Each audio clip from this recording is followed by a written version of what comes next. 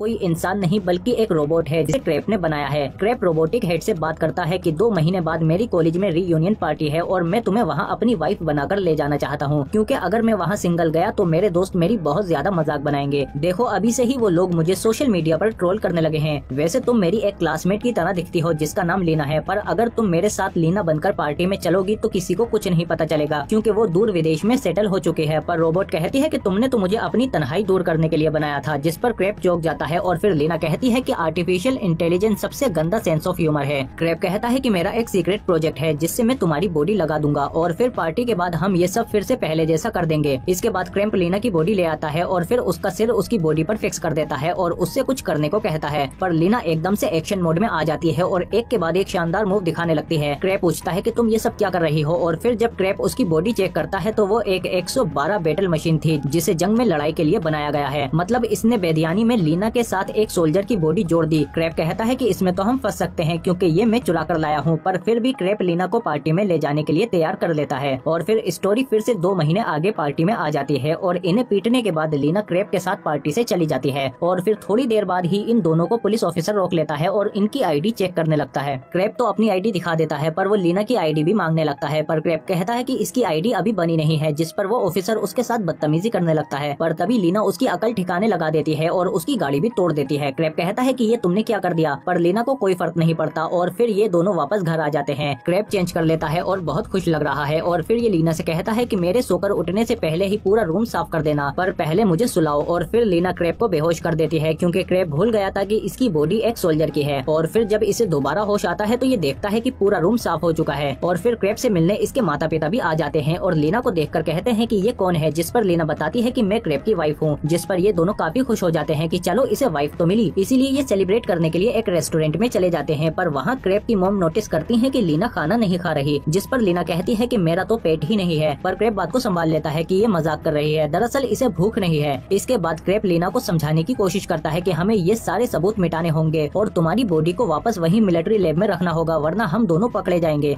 मैं लैब जाता हूँ और तुम कुछ देर मेरे पेरेंट्स के साथ रहो। इसके बाद क्रैप वापस लैब में आ जाता है और उसे वहाँ पर FSB ऑफिसर मिलता है जिसका नाम नेस्टोरेव है। वो इसे बताता है कि हमारा एक रोबोटिक प्रोटोटाइप चोरी हो गया है, इसीलिए उसे ढूंढने के लिए हमें तुम्हारे डेटाबेस को चेक करना होगा। पर फिर क्रैप चालाकी से ऑफिसर का ध्यान भटकाकर लीना का डेटा डिलीट कर देता है, पर ऑफिसर को इस पर शक हो जाता है और फिर वो क्रैप को एक इलेक्ट्रिक सिक्योरिटी की देता है और इसे उसके डेटाबेस में लगाने को कहता है। और फिर ऑफिसर लीना की बॉडी का ट्रैकर एक्टिवेट कर देता है ताकि ये लीना की बॉडी का पता लगा सके। इसके बाद क्रैप फौरन लीना को फोन करके एजेंट्स के बारे में बता देता है और फिर ये दोनों एक अंडरग्राउंड पार्किंग में मिलते हैं ताकि FSB ऑफिसर को ट्रैकिंग का सिग्नल न मिल सके। और फिर क्रैप उस ट्रैकर का पता लगा लेता है, लेकिन इसे निकालने के लिए इन्हें कुछ औजारों की जरूरत पड़ेगी, जिन्हें लेने के लिए ये दोनों ऊपर मॉल में चले आते हैं। पर इनके पास पैसे नहीं होते, इसीलिए लीना कहती है कि पैसों के बदले हम तुम्हें कुछ और दे देंगे। और फिर लीना बिल्ली की एक्टिंग करने लगती है, पर सेल्समैन को कुछ और ही चाहिए था, इसीलिए वो लीना का हाथ पकड़ लेता है, पर लीना उसे दूर फेंक देती है। इसके बाद ये दोनों टॉयलेट में जाकर उस ट्रैकर को निकाल देते हैं। तभी एक लेडी टॉयलेट में गार्ड को ले आती है कि यहाँ पर बहुत शोर की आवाज आ रही है। तब तक गार्ड इन्हें चेक करता है, तब तक ये दोनों ट्रैकर निकाल चुके थे। पर बाहर आते ही इन्हें FSB ऑफिसर मिल जाता है और ये क्रैप को देखते ही पकड़ लेता है। पर तभी वहाँ लीना आकर क्रैप को बचा लेती है और फिर ये फौरन स्पोर्ट्स सेक्शन में जाकर कपड़े बदलकर वापस आ जाती है और ये दोनों कार में बैठकर वहाँ से भाग जाते हैं। पर फिर रास्ते में पुलिस इन्हें घेर लेती है और लीना इन्हें मारने के लिए बढ़ती है, पर क्रैप कहता है कि नहीं, तुम इंसानों को नहीं मारोगी। जिस पर लीना पूछती है पर क्यों? क्रैप कहता है कि तुम्हें टर्मिनेटर 2 देखनी चाहिए और फिर लीना फौरन टर्मिनेटर डाउनलोड कर देख लेती है और फिर सामने पड़े सनग्लासेस पहनकर बाहर निकलती है और टर्मिनेटर के स्टाइल में जाकर उनकी गन से उनके पैरों पर शूट करके आ जाती है। इसके बाद ये दोनों वहाँ से निकल जाते हैं। पर फिर रास्ते में क्रैप लीना से ऐसे बातें करता है जैसे वो कोई असली इंसान हो। वो उसे अपनी फीलिंग्स बताता है, पर लीना एक रोबोट की तरह रिएक्ट करती है। और फिर थोड़ी देर बाद क्रैप गाड़ी रोककर कुछ खाने के लिए रुक जाता है और लीना उसे एक स्टेचू की तरह खड़े होकर देखती रहती है। क्रैप कहता है कि एक इंसान की तरह खड़ी हो जाओ ताकि लोग तुम पर शक न कर सकें। और फिर लीना अपनी आस्तीनें ऊपर कर एकदम से स्वैग में आ जाती है और उसके पास आकर उसकी गर्लफ्रेंड की तरह बातें करने लगती है और क्रैप से कहती है कि मैंने चेक किया है कि इंटरनेट पर हमारी कॉर्पोरेशन का कोई भी डेटा नहीं है, मतलब कोई हमारी इन्फॉर्मेशन छिपा रहा है। हमें रेड एंड डी डिपार्टमेंट जाकर चेक करना चाहिए कि क्या चल रहा है, पर पहले हमें कार और कुछ कपड़े खरीदने के लिए पैसे चाहिए। इसीलिए ये दोनों एक फाइट क्लब में आ जाते हैं और अगर लीना ने यहाँ के चैंपियन को हरा दिया तो उसे बहुत से पैसे मिलेंगे। और फिर रिंग में यहाँ की चैंपियन आ जाती है,